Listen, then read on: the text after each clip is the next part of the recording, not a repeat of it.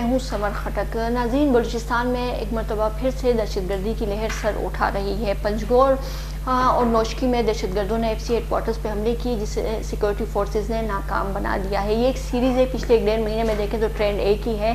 لاہور حملوں کی بات کریں یا اس حملوں کی بات کریں تو بی ایل اے نے اس کی ذمہ داری قبول کی ہے۔ آئی ایس پی آر کی جو ابتدائی تحقیقات تھیں اس میں یہ بات سامنے آئی ہے کہ دہشت گرد ان کے ہینڈلرز کے جو رابطے تھے وہ افغانستان اور انڈیا کے ساتھ تھے۔ تو دوسری طرف پرائم منسٹر نے اپنے ٹویٹر پیغام میں بھی سیکورٹی فورسز کو دہشت گردوں کا جو یہ حملہ ہے ناکام بنانے پہ، ان کو پسپا کرنے پہ خراج تحسین پیش کیا ہے، جبکہ پرائم منسٹر اس وقت چائنا کے وزٹ پہ ہیں۔ یہ وہ موضوع ہے جس پہ آج کے پروگرام میں بات کریں گے۔ اس وقت ہمیں ٹیلی فون لائن پہ جوائن کیا ہے بریگیڈیئر اسحاق ہیں، دفاعی تجزیہ کار ہیں۔ سر، آپ کو پروگرام میں خوش آمدید کہتی ہوں۔ جی تھینک یو سمر۔ بریگیڈیئر صاحب، یہ جس طرح بلوچ ناراض گروپس ہیں، ان کے معاملات نئے تو نہیں ہیں۔ یہ جس طرح سے واقعہ ہوا ہے بلوچستان میں، نوشکی میں ہوا ہے، پنجگور میں ہوا ہے، اور پھر بی ایل اے نے اس کی جو ذمہ داری قبول کی ہے، لاہور والا جو واقعہ تھا اس میں بھی انہوں نے کی ہے۔ تو سوال آپ سے یہ ہے کہ بلوچ ناراض گروپ جو ہیں ان کے معاملات نئے تو نہیں ہیں، اس طرح کے واقعات حملوں کی ذمہ داری پہلے بھی قبول کرتے رہے، اور پھر یہ بہت پرانی سی بات ہے۔ اس وقت جو حملوں میں تیزی آئی ہے، آیا آپ سمجھتے ہیں کہ یہ عناصر اس میں انوالو ہیں یا کوئی اور ایلیمنٹ بھی ہیں؟ دیکھیں سمر، بلوچستان کا مسئلہ جس طرح آپ کہہ رہے ہو کہ کوئی نیا مسئلہ نہیں ہے، بالکل صحیح بات ہے۔ انسرجنسی بلوچستان کی کافی پرانی انسرجنسی ہے، اور پاکستان آرمی اور لا انفورسمنٹ ایجنسیز اس کو مختلف طریقے سے ہینڈل بھی کرتے ہیں، لڑتے رہے ہیں۔ کبھی اس میں تیزی آئی، کبھی یہ تقریباً ختم ہوئی، لیکن اس بار تیزی تو ہم نہیں کہیں گے، لیکن یہ ہے کہ ہاں کچھ واقعات آگے پیچھے ہوئے ہیں، جس میں خاص طور پر لاہور والے واقعے کا اگر ہم ذکر کریں تو وہ انہوں نے بلوچستان سے باہر نکل کے پاکستان کے دوسرے علاقوں میں کارروائی کی ہے اور اس کی ذمہ داری قبول کی ہے۔ اب کہنا یہ ہے کہ یہ کیوں تیزی آئی ہے یا یہ کیا وجوہات ہو سکتی ہیں۔ دیکھیں، پہلی بات تو یہ ہے کہ یہ بلوچستان کا اندرونی مسئلہ، اس طریقے سے میں اس کو کہتا ہوتا ہوں کہ کیا وجہ ہے کہ بلوچستان میں بار بار ایک سب نیشنلسٹ ابھرتے ہیں اور آواز اٹھاتے ہیں اور اپنے حقوق کے لیے مانگتے ہیں۔ اس کی کیا وجہ ہے؟ اس کی ایک وجہ مجھے جو نظر آتی ہے وہ یہ نظر آتی ہے کہ بلوچستان پاکستان کا سب سے بڑا پروونس ہے، آبادی کے لحاظ سے نہیں، رقبے کے لحاظ سے۔ پھر وہاں پر ایک اور چیز جو آپ کو نظر آتی ہے، وہاں پر جو انڈر گراؤنڈ ویلتھ ہے، یا جس کو ہم کہتے ہیں وہ معدنیات جو پائی جاتی ہیں، پھر اس کے علاوہ گیس ہے، آئل ہے، وہ پوری کی پوری ٹیریٹری ہے۔ لیکن جو صوبہ ہے بلوچستان ان اٹ سیلف، وہ سب سے زیادہ نیگلیکٹڈ کیوں ہے؟ یعنی ان قیمتی اشیاء کے ہونے کے باوجود، ان ذخائر کے ہونے کے باوجود بلوچستان میں کیوں ڈیپریویشن ہے؟ کیوں وہاں پر ترقی نہیں ہوئی ہے؟ کیوں وہاں پر اسکول، کالج، ہیلتھ فیسلٹیز نہیں پائی جاتی؟ اس کے لیے بلیم ہم دو لوگوں کو کرتے ہوتے ہیں۔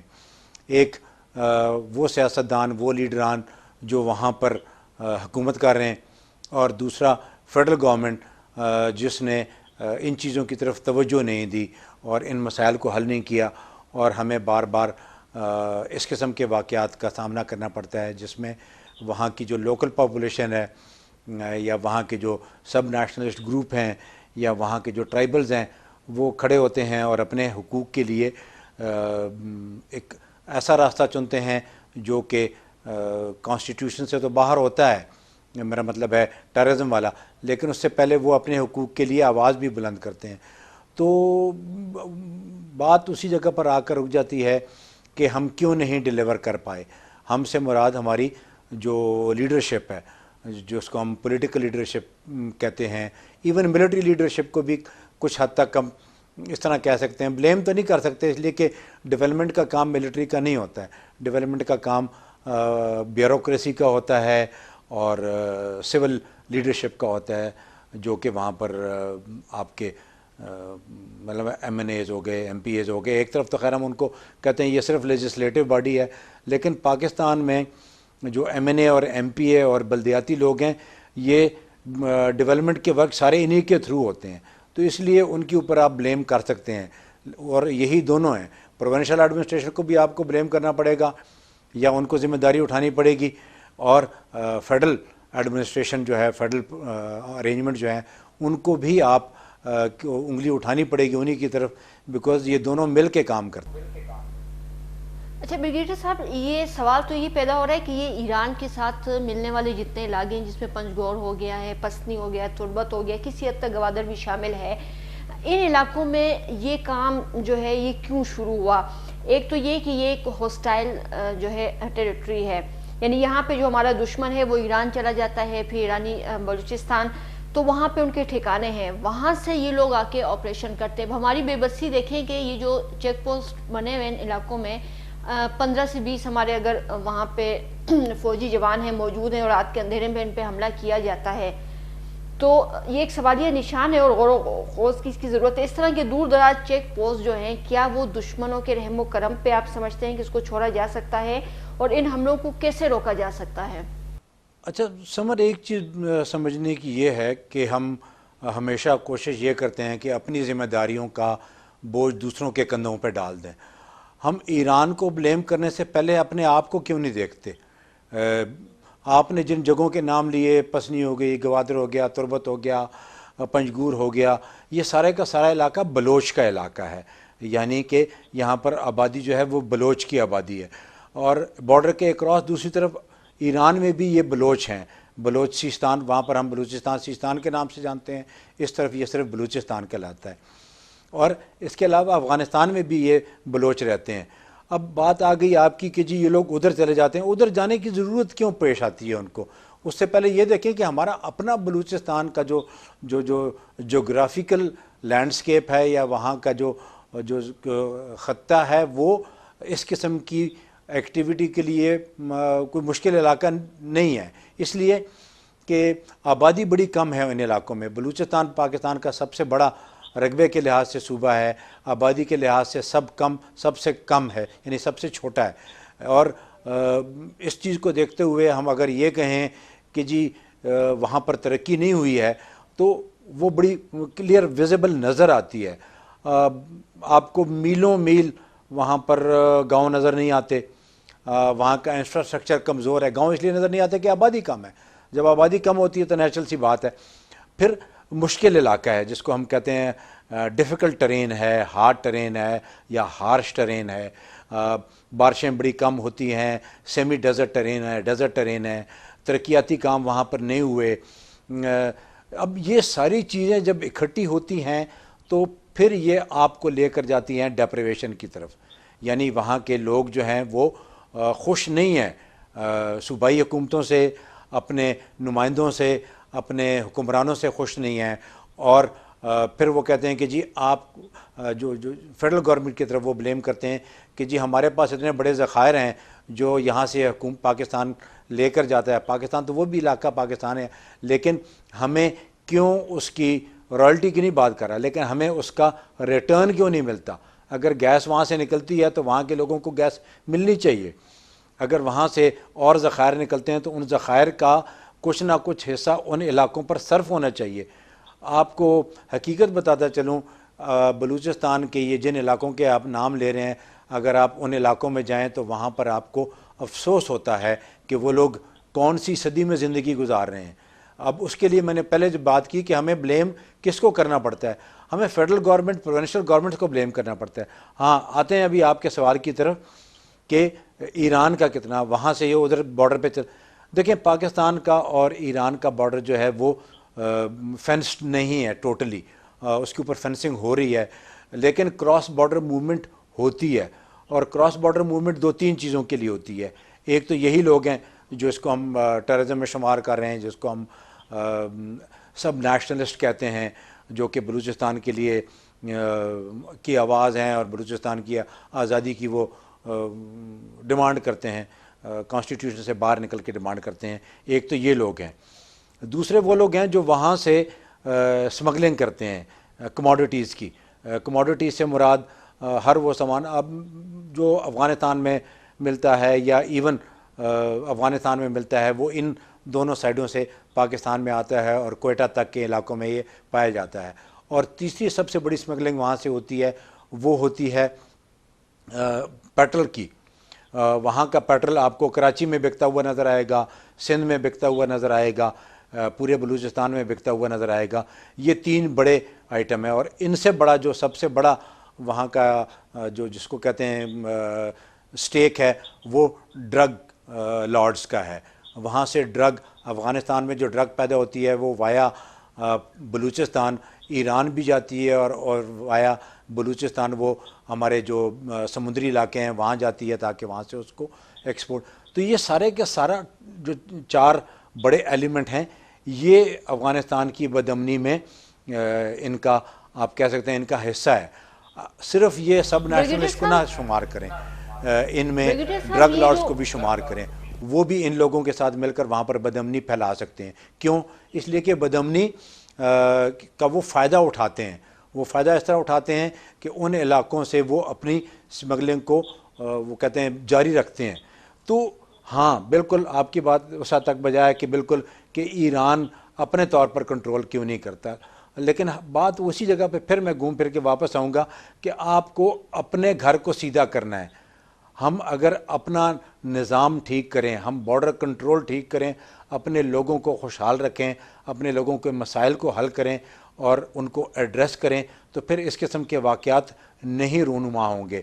اس لیے جو ضرورت اس وقت کی ہے وہ یہ نہیں ہے کہ ہم ایران کے ساتھ جا کر ان کو جا کے بیٹھیں اور ان کو بتائیں کہ جی آپ اپنا نظام ٹھیک کریں. بالکل ہمیں ایران جہاں جہاں پر ہمارے معاملات میں دخل اندازی کر رہا ہے اس کو روکنا ہماری ذمہ داری بنتی ہے, چاہے وہ لا انفورسمنٹ ایجنسیز ہیں, چاہے وہ بارڈر کنٹرول میکانزم ہے, چاہے وہاں سے وہ سمگلنگ والے لوگ ہیں, چاہے ڈرگ والا ہے, چاہے آپ کی جو پیٹرول ڈیزل اور دوسری کموڈٹی ہے اس کو دیکھنا بالکل یہ اسٹیٹ کی اور پروونس کی جو لا انفورسمنٹ ایجنسیز ہیں ان کی ذمہ داری بنتی ہے. سر بریک کا ٹائم ہوا, لیتے ہیں چھوٹی سی break. Stay with us.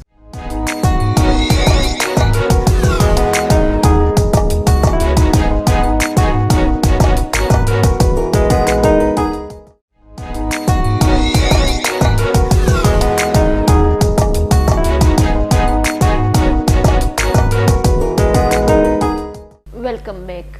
Brigadier صاحب, یہ افغانستان کے ساتھ جو ہماری فینسنگ ہے آلموسٹ مکمل ہو چکی ہے, لیکن ہم نے دیکھا کہ جب یہ رجیم چینج ہوئی اور طالبان آئے تو ہم سمجھ رہے تھے کہ شاید یہ ہماری مغربی سرحد جو ہے یہ ایک خوش فہمی تھی ہماری جو اب ختم ہو چکی ہے کہ ہماری مغربی سرحد محفوظ ہے, لیکن اب ہم دیکھ رہے ہیں کہ یہ مغربی سرحد جو ہے ہماری اب محفوظ نہیں ہے. اس فینسنگ کا پھر فائدہ کیا ہے؟ دیکھو سمر, ایک چیز سمجھنے کی ہم نے فینسنگ شروع کیوں کی تھی.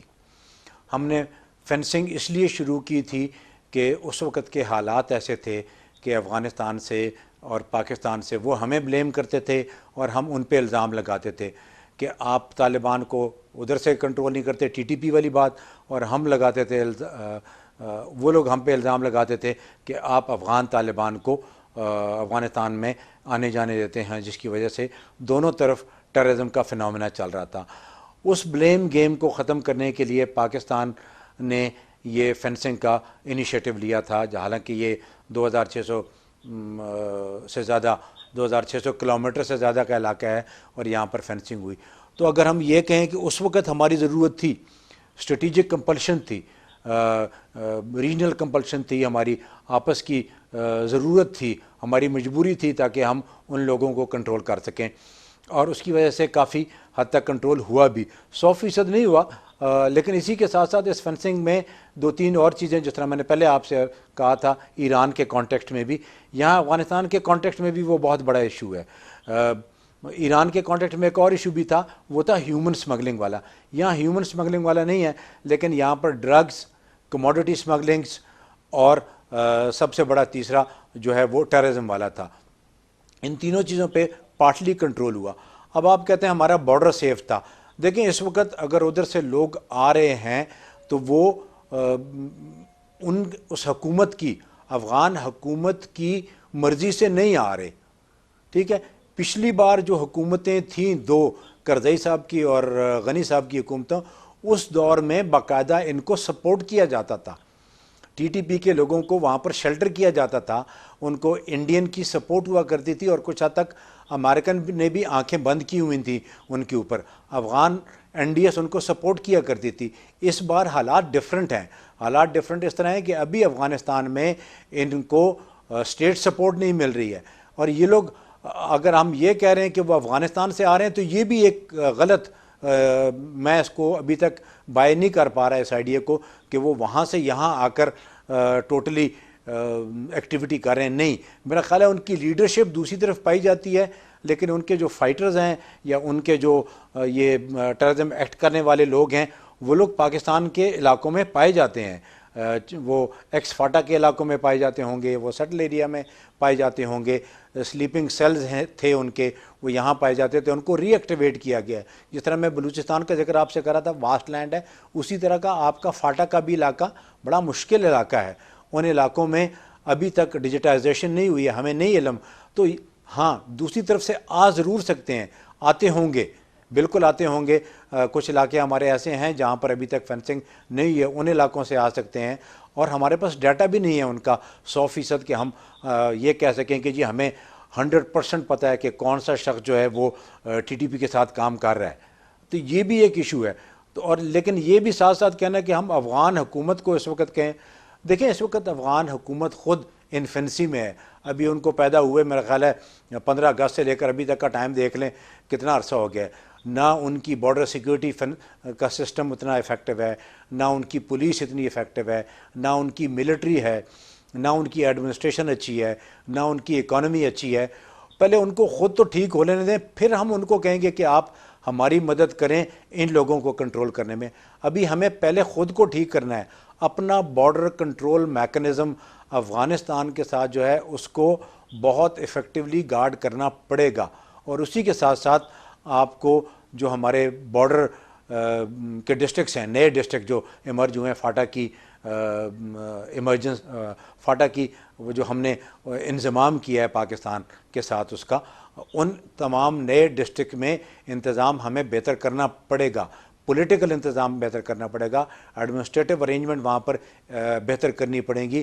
فوج تو وہاں پر ہے, وہ ایک خاص حد تک کنٹرول کرتی ہے, لیکن اس سے اگر ہم یہ سمجھتے ہیں کہ ہمارا یہ بارڈر سیکیور ہو گیا, ہاں پارٹلی سیکیور ہوا ہے. 100% سیکیورٹی آپ کسی بھی صورت میں وہاں سے آبٹین نہیں کر سکیں گے جب تک کہ آپ اپنے ہاؤس کو ان آرڈر نہیں کرتے, اور جب تک کہ طالبان اپنی حکومت میں مکمل ہر ایک چیز کے اوپر, یا ایک سٹیبل افغانستان کو ہم دیکھ نہیں لیتے جہاں پر ایک اچھی ملٹری ہو, ایک اچھا پولیس کا انتظام ہو, ایک اچھا بارڈر میکنزم ہو, تب ہم ان سے ایکسپیکٹ کریں گے کہ وہ ان عناصر کے خلاف جو کہ ٹیررسٹ ہیں TTP والے, ان کے خلاف وہ اور ہم مل کے پھر کوئی ایکشن لیا کریں. آپ سمجھ رہے ہیں کہ اس پہ اگر اپنا تجزیہ دیں کہ ہمیں کیا کسی میگا آپریشن کی وہاں پہ ضرورت ہے, کیونکہ اس وقت وہ جو صوبائی حکومت ہے بلوچستان کی وہ بھی شکایت کری, جو وفاق ہے وہ اس کو اتنا سنجیدہ نہیں لے رہی. باقی تو صوبائی حکومت کا جو حال ہے وہ تو آپ کے سامنے ہے, سب کچھ ہے, ان کی جتنی بھی سنجیدگی اس حوالے سے ہے. تو آپ سے پوچھنا ہے کہ اس کا کیا میگا آپریشن کی ہمیں ضرورت ہے, اس کی ملٹری اگر حل دیکھیں یا سیاسی حل دیکھیں, بھی آپ نے ذکر بھی کیا. میگا آپریشن میں نہیں دیکھ رہا نیئر فیوچر میں, اس لیے کہ دونوں طرف دیکھنا پڑے گا. ہم دو یہ ڈیفرنٹ سیناریو ہیں, بلوچستان ڈیفرنٹ ہے اور TTP کا سیناریو ڈیفرنٹ ہے. TTP کو ختم کرنے کے لیے ہمیں میگا آپریشن کی ضرورت نہیں ہے. وہاں پر اگر ہم اچھی انٹیلیجنس, اچھی سیکیورٹی اور اچھے ٹارگیٹڈ آپریشن کریں تو میرا خیال ہے کہ ہم کامیاب ہو جائیں گے وہاں پر, اس لیے کہ وہ اتنی بڑی تعداد میں نہیں ہیں اور نہ وہ اس وقت ویل آرگنائزڈ ہیں. ان کے آئسولیٹڈ گروپس ہیں, ان گروپس کے اوپر آپ کو انٹیلیجنس بیسڈ آپریشن کرنے پڑیں گے. افغان طالبان کے ساتھ یا افغان حکومت کے ساتھ مل کے ان کی سپورٹ ہمیں لینی پڑے گی. افغانستان کے اندر اور پاکستان کے اندر ہم خود کر سکتے ہیں. اب آتے ہیں بلوچستان کی طرف. بلوچستان کا ایشو یہ تھوڑا سا کمپلیکیٹڈ ہے. اس میں آپ کو دونوں, اس میں آپ کو administrative political reforms, political engagements کرنی پڑیں گی. نمبر ایک, آپ کو وہاں کا جو ڈیپریویشن ہے اس کو دیکھنا پڑے گا, کیوں یہ چیز بار بار سر اٹھاتی ہے. وہاں پر آپ کو ترقیاتی منصوبے لانے پڑیں گے, وہاں پر آپ کو جو وہاں کی آبادی ہے, جو وہاں کے لوگ ہیں, وہاں کی عوام ہے, ان کے جو مسائل ہیں ان کو حل کرنا پڑے گا ایڈمنسٹریٹولی اور پولیٹیکلی. وہ چاہے صحت کے مسائل ہیں، چاہے تعلیم کے مسائل ہیں، چاہے انفراسٹرکچر کا ہے، چاہے وہاں پر جوڈیشری کا نظام ہے، ان کو ٹھیک کرنا پڑے گا، اور وہاں کی سیاست کو ٹھیک کرنا پڑے گا. وہاں پر جو یہ سو کالڈ نئے ابھرتے ہوئے سیاستدان ہیں جو کہ جس کو کہتے ہیں کہ نئی قیادت ایک ہم نے بنانے کی کوشش کی ہے، وہ قیادت کس حد تک ریئل ریپرزنٹیٹیو وہاں کی ہے کہ نہیں ہے. ابھی میں آج ہی کسی سے بات کرتا ہوں، مجھے اس وقت علم نہیں کہ وہاں پر کون چیف منسٹر ہے، بیکاز چیف منسٹر اس طرح بدلتے رہتے ہیں وہاں پر. پھر وہاں کا جو جس کو کہتے ہیں نا افغانستان کے ساتھ جو ہمارا بارڈر ہے اس کو بڑا غور سے دیکھنا پڑے گا. اور پھر وہاں پر آپ کو سیکیورٹی آپریشن کرنے پڑیں گے، لیکن وہاں پر بھی کوئی میس اسکیل آپریشن کرنے کی ضرورت نہیں ہے. وہاں پر بھی آپ کو انٹیلیجنس بیسڈ آپریشن کرنے پڑیں گے، سیکیورٹی کو انہانس کرنا پڑے گا، وہاں کا سسٹم امپروو کرنا پڑے گا، سیکیورٹی سسٹم کا کنٹونمنٹس آپ کو بنانے پڑیں گے. مجبوری ہے، ہم ایک سیکیورٹی ڈریون اسٹیٹ ہیں، اور ہم اس وقت تک رہیں گے جب تک کہ اس قسم کے لوگ وہاں پر زندہ رہیں گے، جب تک ہم ان لوگوں کو اوور پار نہیں کر لیتے. لیکن اسی کے ساتھ ساتھ ایک اور چیز بھی دیکھنی پڑے گی، وہ یہ ہے کہ جو ایکسٹرنل ایلیمنٹ ہے وہاں پر انڈین کی کتنی انگرس ہے، اس انگرس کو ختم کرنا پڑے گا، ان کے انفلوئنس کو ختم کرنا پڑے گا.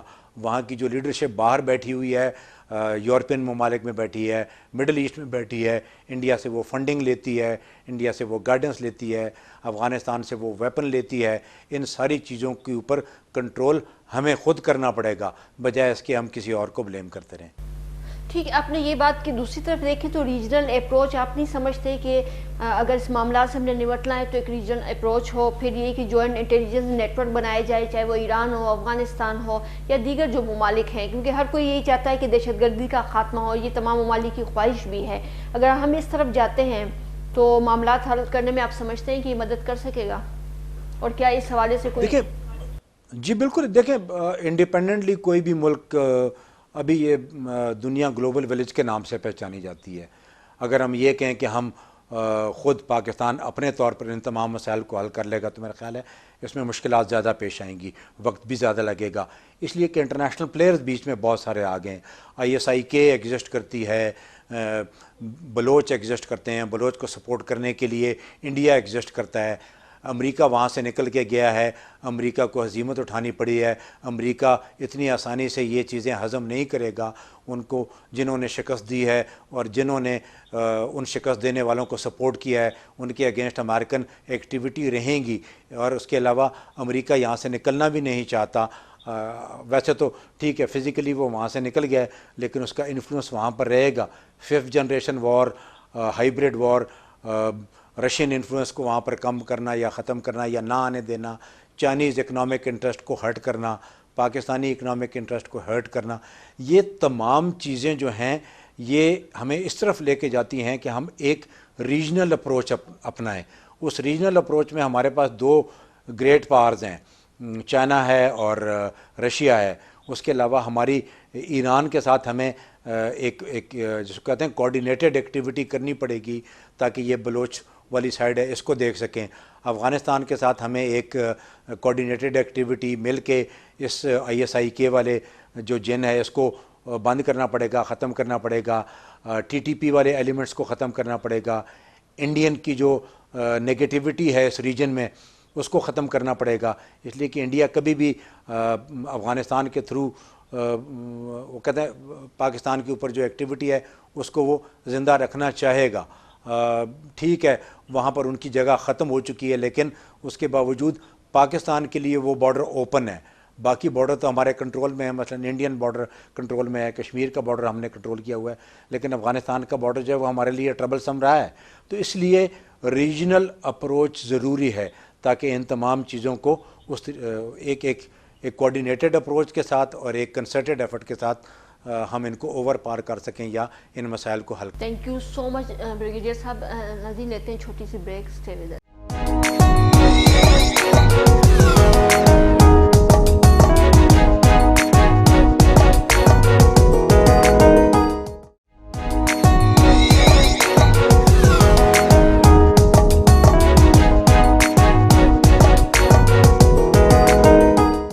Welcome back. اس وقت ہمیں ٹیلی فون لائن پہ جوائن کیا ہے سینئر جرنلسٹ ہیں حنیف رحمان صاحب.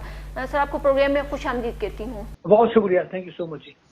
اچھا, یہ جو بلوچستان کے علاقے میں پنجگور اور یہ جو نوشکی ہے جہاں پہ دہشت گردی کا واقعہ ہوا ہے, اس سے پہلے بھی دیکھیں تو ایک سیریز یعنی 1.5-2 مہینے پہلے کہ ہم بات کریں اس میں جس طرح کے واقعات ہوئے ہیں, پھر جو لاہور کے واقعے کی بات کریں یا اس واقعے کی بات کرتے ہیں تو ٹرینڈ ایک ہی ہے اور بی ایل اے نے اس کی ذمہ داری قبول کی ہے. لیکن ساتھ ساتھ چین کا نام بھی آ رہا ہے, کیونکہ جب طالبان آئے تھے, نیو ریجیم آئی تھی, تو ہم یہ سمجھ رہے تھے کہ مغربی سرحد ہماری محفوظ ہو گئی ہے, لیکن ہمیں یہ تاثر دیا گیا ہے کہ آپ کی مغربی سرحد جو ہے وہ محفوظ نہیں ہے. ایک تو یہ کہ آپ اس حملے کو اور پھر پرائم منسٹر کے جو چین کا وزٹ ہے, ان دونوں کا کوئی لنک دیکھ رہے ہیں, کوئی میل ملاپ آپ سمجھ رہے ہیں کہ ہے؟ دیکھیے سمر, اس میں تو کوئی شک نہیں کہ جب بھی بین الاقوامی سطح پر پاکستان کا کوئی اعلیٰ سطحی وفد جو ہے وہ کسی ملک کا دورہ کرتا ہے, اتنا ہائی پروفائل وزٹ جو کہ عمران خان صاحب کا ہونے جا رہا ہے, ابھی وہ چیزیں موجود ہیں, یقیناً پاکستان کے دشمن جو ہیں یا جو پاکستان کے خلاف سازشیں کرتے ہیں وہ کبھی بھی نہیں چاہیں گے کہ پاکستان جو ہے وہ کسی دوسرے ملک میں جا کر پاکستان کے لیے کوئی اچیو کر سکے یا پاکستان کے مفاد کے لیے کوئی فیصلہ جو ہے وہ کر سکے. لہٰذا وہ اس طرح کی واقعات میں یقیناً لوگ انوالو ہوتے ہیں تاکہ بین الاقوامی سطح پر پاکستان کو بدنام کیا جائے اور اعلیٰ سطحی وفد جو باہر ہوتا ہے ان کو شرمندگی کا سامنا کرنا پڑے اور یہ ان کو بتایا جائے کہ آپ کے ملک میں دہشت گردی جو ہے وہ اسی طرح ہے جس طرح شروع پہلے ہوا کرتی تھی. لہٰذا 2-3 مقاصد ہوتے ہیں, پاکستان کو نہ صرف یہ کہ شرمندگی کا احساس دلانا اور عالمی سطح پر پاکستان کو جو ہے ایک آئسولیشن کی طرف لے کے جانا اور پاکستان کو بدنام کرنا. یہ تمام چیزیں اپنے جگہ پر موجود ہوتی ہیں, پہلے بھی ہوتی رہی ہیں اور پاکستان کے دشمن ممالک جو ہیں وہ یقیناً اس طرح کی کوششیں بعد میں بھی کرتے رہیں گے. جہاں تک بلوچستان میں حالیہ واقعات کا تعلق ہے تو اس حوالے سے میں یہ کہنا چاہوں گا کہ بلوچ سیپریٹسٹ یا بلوچ علیحدگی پسند تحریکیں جو ہیں ان کا گھٹ جوڑ جو ہے وہ تو یقیناً پہلے سے جو ہے وہ سب کو معلوم تھا, لیکن موجودہ حالات میں انہوں نے ایک باقاعدہ ایک تنظیم بنائی ہے.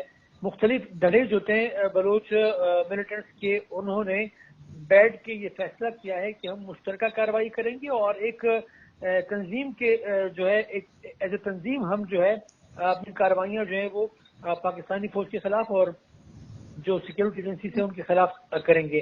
لہذا لاہور میں جو ایک واقعہ ہوا اس سے پہلے انہوں نے ایک میٹنگ کی تھی اور اس میٹنگ میں انہوں نے اس بات کا اظہار کیا تھا کہ آئندہ جتنے بھی واقعات ہوں گے وہ مشترکہ کارروائیاں ہوں گی اور پاکستان سیکیورٹی ایجنسیز کو ٹف ٹائم دیں گے.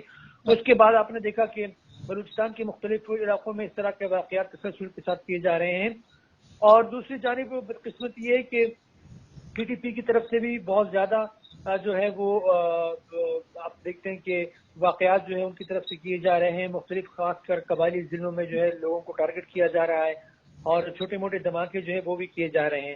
یقیناً اس بات کا جو ہے اندیشہ موجود تھا کیونکہ افغانستان میں جو ہے اب جس طریقے سے وہ اپنی ماضی میں کارروائیاں کرتے تھے, جو غیر ملکی افواج تھی ان کے خلاف جو ہے وہ طالبان کا ساتھ دیا کرتے تھے, اب وہاں پر ان کے لیے کوئی ہدف جو ہے وہ فی الحال موجود نہیں. لہٰذا ان کی تمام تر توجہ جو ہے ٹی ٹی پی کی اب وہ پاکستانی سیکیورٹی ایجنسیز کے خلاف جو ہے ہمیں نظر آتی ہے. لہٰذا یقیناً یہ پاکستان کے لیے بہت بڑا چیلنج ہے اور مغربی سرحد جو ہے وہ یقیناً اس وقت جو ہے وہ پریشانی کا سامنا ہے. لیکن اگر کسی کا یہ خیال ہے کہ وہ جو کہ 2007 اور 6 اور 7, 8, 9, 10 میں جو واقعات تھے اس طرح کا کوئی منظرنامہ ہمیں دیکھنے کو ملے گا تو میرا نہیں خیال کہ اس طرح کوئی ہو سکے گا, کیونکہ اداروں نے طریقے سے جو ہے وہ جو مختلف عسکریت پسند گروہ ہیں ان کے خلاف نہ صرف کارروائیاں کی ہیں بلکہ ان کو کافی حد تک کمزور بھی کیا ہے.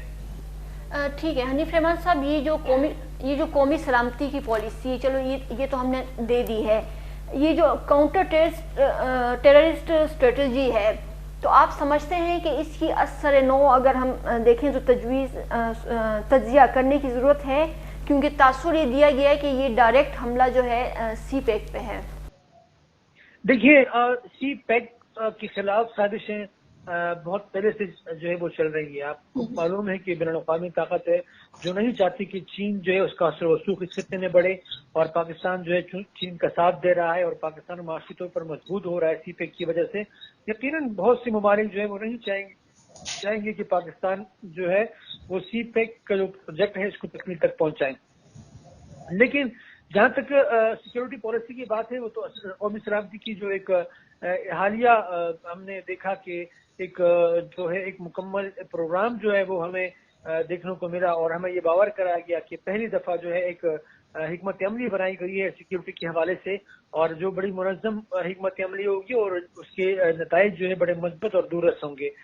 یقیناً اس کے کچھ جو نکات ہیں وہ تو میڈیا کے سامنے نہیں لائے گئے ہیں, لیکن سیدھا نکات جو ہے ان سے جو ہے تقریباً تمام ہی لوگ آگاہ ہیں میڈیا کے ذریعے سے. تو اثر نو تو میں یہ نہیں کہوں گا کہ جو ہے وہ دوبارہ تمام چیزوں کو دیکھنے کی ضرورت ہے, لیکن ایک چیز کی جو ضرورت ہے وہ یہ ہے کہ آلریڈی جو ہماری حکمت عملی ہے سیکیورٹی اداروں کے حوالے سے اور سیکیورٹی میجر جو لینے چاہیے, اگر اس پر عمل درآمد ہو اور تمام تر ادارے اپنا جو ان کا جو کام ہے اگر اس کو صحیح طریقے سے نبھا سکے تو میرے خیال میں اس طرح کے واقعات میں کمی جو ہے وہ لائی جا سکتی ہے. اب دیکھیے سیکیورٹی ادارے انٹیلیجنس ایجنسیز ان کا کام ہوتا ہے کہ اس طرح کے واقعات کو جو ہے پہلے سے روک تھام جو ہے وہ کیا جا سکے, لیکن بدقسمتی سے ہمیں دیکھنے کو ملتا ہے کہ اس طرح کے واقعات مسلسل ہو رہے ہیں. لہٰذا کہ سیکیورٹی ادارے اور خاص کر انٹیلیجنس ادارے خود کے ادارے جن کا کام ہے اس طرح کے واقعات کو روکنا, اگر وہ مزید اپنے آپ کو منظم کرے اور مزید اس حوالے سے جو ہے وہ کوئی حکمت عملی بنائے تو میرے خیال میں اس بات کی ضرورت ہے. اوور آل پالیسی پر نظر ثانی کی میرا خیال ہے کہ کوئی ضرورت نہیں. ٹھیک ہے, اس سے پہلے اگر ہم نے دیکھا تو ایک نیشنل ایکشن پلان جو تھا وہ بھی آیا تھا. جو بات اس میں سامنے آئی ہے وہ یہ ہے کہ جو ادارے ہیں ان کی کیپیسٹی بلڈنگ جو تھی لگتا ہے وہ نہیں ہوئی. آپ کیا کہیں گے اس حوالے سے؟ دیکھیے پاکستان جس طریقے سے ملیٹنسی کے خلاف مدتوں سے لڑ رہا ہے, پاکستان کی سیکیورٹی ایجنسیز, پاکستان کی سیاستدان, پاکستانی عوام, اس کی مثال ہمیں کہیں نہیں ملتی. اس میں تو کوئی شک نہیں کہ پاکستانی لوگوں نے, پاکستان کی سیکیورٹی اداروں نے بہت بڑی قربانیاں دی ہیں. پولیس نے یا فوج نے یا جو ہے مدارس میں, مساجد میں, اسکولوں پر ہر جگہ حملے ہوئے ہیں اور بہت بڑی تعداد میں لوگوں نے قربانیاں دی ہیں. یقیناً اگر کیپیسٹی کی بات ہو, جہاں تک صلاحیتوں کی بات ہو, تو اگر کچھ کمزوریاں موجود ہیں بھی, لیکن اس کے باوجود میں سمجھتا ہوں جو کامیابیاں پاکستان کو ملی ہے وہ یقیناً قابل ستائش ہیں. اور ہم ایسا نہیں کہہ سکتے کہ بالکل جو ہے ہم نے کوئی کامیابی حاصل نہیں کی یا ہماری صلاحیتیں جو ہے بالکل نہ ہونے کے برابر ہے. بہت سی صلاحیتیں ایسی ہیں جس کی بنیاد پر پاکستان نے بہت ترقی یافتہ ممالک سے زیادہ بہتر جو ہے وہ نتائج دیے ہیں.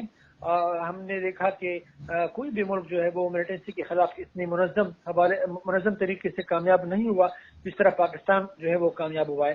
لہذا یقیناً کمی بیشی موجود ہے اور اصلاح کی گنجائش ہر جگہ ہوتی ہے اور مزید اچھی کارکردگی کی گنجائش بھی ہونی چاہیے. لیکن اگر ہم تقابلی جائزہ لیں اور موازنہ کریں دیگر ممالک سے تو پاکستان کی سیکیورٹی اور پاکستانی ایجنسیز نے جو ہے بہت حد تک اس حوالے سے کامیابی حاصل کی ہے. ہاں چونکہ ہر آنے والے دن کے ساتھ جو ہے جو دشمن قوتیں ہیں یا قسم قوتیں ہیں وہ اپنا جو ان کا انداز ہے, جو ان کی جو ہے ایک کارروائی کرنے کا انداز ہے وہ یقیناً اس میں وہ تبدیلی لاتے ہیں. تو اس کو مد نظر رکھتے ہوئے پاکستان کی جو سیکیورٹی ادارے ہیں ان کو بھی پھر میرے خیال میں ان کی حکمت عملی کو دیکھتے ہوئے جو ہے اپنی حکمت عملی بنانی ہے.